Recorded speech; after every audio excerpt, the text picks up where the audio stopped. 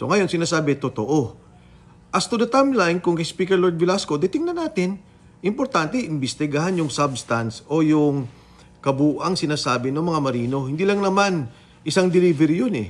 Ang daming mga binanggit na pangalan, ang daming mga nakita, may mga senador, may mga congressman. So, imbestigahan natin lahat at tingnan natin kung ano ang punot dulo ng korupsyon dito sa ating bansa. Kung ano man yung sinasabi nilang politika na naman dyan, kasi pinipilit lang politika lahat ng issue. Ang issue dito talaga may naging nakawan eh. Diba? Ang issue dito talaga may korupsyon. Ang maganda, sinabi, meron talaga nangyari. Sir, magandang hapon. Maraming salamat po sa pagkakataon. Sir, nadamay na po ang pangalan ni former President Gloria Macapagal-Arroyo sa issue po ngayon sa paghanap natin ng hustisya sa korupsyon. Kayo po ay dating cabinet ng GMA administration. Anong masasabi mo, sir? Well, una sa lahat, alam mo si Secretary Ronald Llamas, kaibigan ko yan. And alam ko na alam niya na napakasama ng korupsyon na nangyari. At alam ko rin na ang ginagawa niya ay ilihis yung sitwasyon o yung issue sa parang usaping politika. Pero hindi yun ang problema eh. Ang problema natin ay yung korupsyon na nangyayari sa ating bansa. Ang problema natin yung malawakang at sistematikong pagnanakaw sa ating pondo. Kaya huwag tayong magliliis. Maraming sinasabi yung tatakbo sa Quezon City. Ngayon naman si Gloria Macapagal-Arroyo. May tatakbo daw sa 2028 na Senado. Hindi po yan. Malayo pa ang eleksyon. Baka mamaya wala ng bansang Pilipinas pagdating natin sa panahong yan. Kasi masyado nang nabankrupt ang ating bansa. Napakagulo na. Walang negosyong gumagalaw. Walang yung trabaho ay nawawala. Tumataas ang presyo ng mga bilihin. Huwag po nating intindihin ang politika. Ang tindihin natin sa ngayon ay yung ating bansa.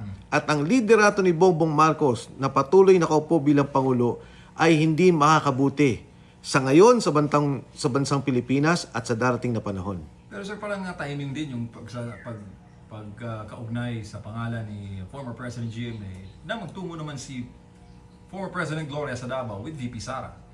Parang, anong tingin mo dun, sir? Wala eh, dahil normal naman yan. Dati pa naman malapit si Vice President Inday Sara kay President Gloria Macapagal-Arroyo. Dati pa naman magkaibigan yan. In the same manner na magkakaibigan silang lahat. Kasama si BBM, kasama si VP Inday at si Speaker Gloria Macapagal-Arroyo, maging si Speaker Martin Romualdez. So, wag nilang masyadong bigyan ng pakahulugan yung ganon. Kasi, again, ang binabanggit ko rito, yung usapin ng destabilization, di ba? Ngayon, pinag-uusapan ngayon yan with the 18 Marines. Huwag nilang ilihis yung issue. Ang issue dito, may korupsyon tayong nakita. Nakita na yung mga problema sa ghost projects. Hanggang ngayon, sinasabi nila si Saldico, ang mastermind, at maraming dinideliver na pera according to Sergeant Gotesa at according to the 18 Marines. Yan ang issue na kailangan nating sagutin. Yung kay maraming litrato rin naman si Speaker GMA with President Bongbong Marcos. Ang ibig sabihin ba nun, kakampi niya na o tinotolerate niya yung nangyayaring sitwasyon sa ngayon o yung korupsyon dito sa ating bansa? Hindi naman din ibig sabihin niya yun. Siya ay kinatawan ng kanyang distrito.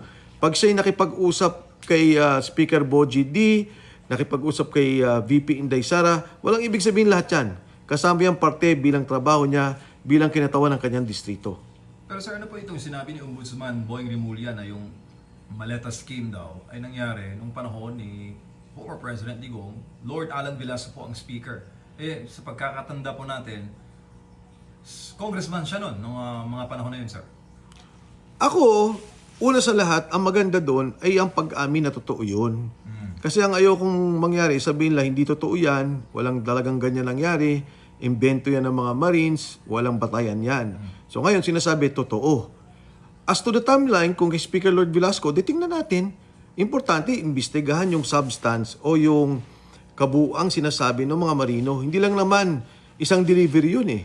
Ang daming mga binanggit na pangalan, ang daming mga nakita, may mga senador, may mga congressman. So, imbestigahan natin lahat at tingnan natin kung ano ang punot dulo ng korupsyon dito sa ating bansa.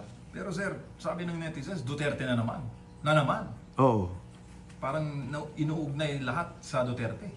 Ay, mabuti nga, hindi si Auntie Claire ang nagsabi eh. Kasi nasaan ko, si Auntie Claire na naman ang magsasalita. Pero, sa akin, kung ano man yung sinasabi nilang politika na naman dyan, kasi pinipilit lang politika lahat ng issue. Ang issue dito talaga may naging nakawan eh. 'Di ba? Ang issue dito talaga may korupsyon. Ang maganda, sinabi, meron talaga nangyari. May delivery, may hindi ko sinasabi may korupsyon pala ha. May delivery ng pera at si Saldico ang bossing, si Saldico ang pinuno nung sinasabi ng palasyo mismo ng gobyerno sa ngayon na si Saldico ang pinuno ng korupsyon. Eh maganda nagsalita yung mga bata ni Saldico eh. 'Di ba? Parang ano yan eh. May nakapatay, murder, pang. Sabi lang, yan ang murder, ito nakapatay. Eh lahat nung kasama sinasabi, ito ho nangyari. Ayaw naman lang paniwalaan. Ayaw na sabing totoo. Tsaka, at least sir, yung issue ngayon, napag-uusapan po ng kahit sa barbershop, di ba? Oo. Lahat ng Pilipinas, Oo. lahat ng masang Pilipino, interesado po sa issue na ito, Kong Mike. Yes, alam mo, sa mga Pilipino, hindi na ito usapin ng korupsyon lamang. Sa panahon natin ngayon, may gera sa gitnang silangan. Sa Middle East, di ba? May gera. Isipin mo kung yung pondong yan, o yung hawak nating pondo sa ngayon, wag na yung nanakaw, ay magamit nating tama. Ayusin yung evacuation, repatriation ng ating mga kababayan. Alam natin sa ngayon, tataas ang presyo ng bilihin. Gamitin ang pondong to, gamitin ang pondo ng gobyerno para ayusin ang pagtaas ng presyo ng mga produkto. Tataas ang presyo ng gas. Gamitin ang pondong to sa paggamit para ayusin ang presyo ng gas. Alam mo, kaya kong buksan ang budget sa ngayon. At kaya kong sabing, itong mga budget na to, pwede nating i-realign para lamang makita natin yung naging problema o magiging problema na kailangan nating ayusin. Dahil ito, hindi na to simpleng sitwasyon para tayong bumalik sa COVID. Oh, may problema tayo. So lahat ng pondo i-realign natin para masagot at para ibsan yung magiging paghihirap ng Pilipino dulot ng gerang nakikita natin sa Middle East. Sir, huli na lang, anong panawagan po ninyo sa mga kinaukulang ahensya ng gobyerno na ang tao po ngayon ay talagang naniningil ng accountability sa issue at ang panawagan po nila ay dalhin sa Senado o sa public discourse itong mga isisiwalat na impormasyon, sinasabi ng 18 na former na mga sundalo? Totoo yan. Yung mga nagsalita na yung mga sundalo, maging ang banateros, malinaw yung kanilang interview. Makikita mo naman yung pananalita eh. Walang kagutol-gutol, walang script, simple ang balitaktakan, may tanong, may sagot sila, pagpapaliwanag. Kaya nakikita ng taong bayan, totoo sinasabi nito. Nakikita ng taong bayan na ang mga taong to mga sundalong nagtrabaho lamang. Hindi to kumita sa korupsyon, hindi kontraktor, hindi DPWH, hindi congressman, hindi senador. Ngayon, nakita rin ng taong bayan, nagsalita si Saldico. Sabi ni Saldico, totoo yan eh. May ganitong pagnanakaw na nangyari. Nagsalita si Senator Ping sa kanyang sariling privilege speech. Ang sabi niya, si Trigib Olay-Barian at si Adrian Bersamin na galing sa utos ni E.S. Lucas Bersamin at ni Secretary Amina Pangandaman. Paano matatapos tong issue to? Hindi to malit na pera. Hindi to malit na pondo. Natanggal ang pondo ng PhilHealth. Kinuha yung pondo ng PDIC. Ang dami nating nakikitang pondo sa ngayon. Naririnig nila, 2 bilyon ang pondo ng bawat distrito. Ngayon, ang mga bishops nagsalita na rin. Di ba? Sila Bishop Gaa, Bishop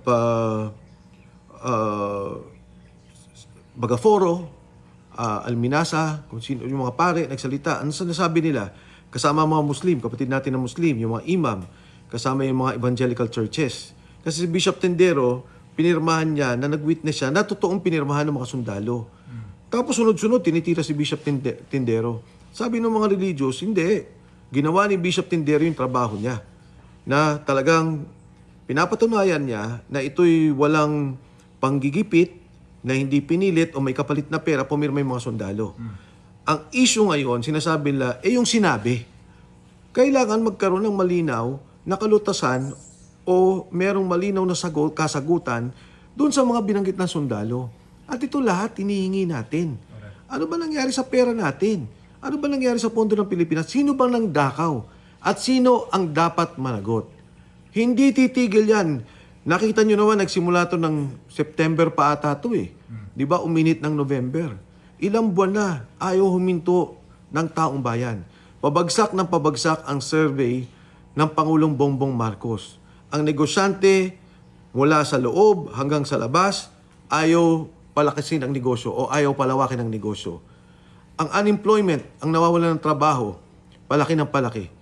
At dito nga dahil dulot na rin ng gera, pataas ang presyo. Tinanong ngayon ng tao, asa na yung pondo? Sana nagamit natin sa tama. Sana magamit natin sa ngayon na may problema ang pamilyang Pilipino. Thank you, sir. Thank you.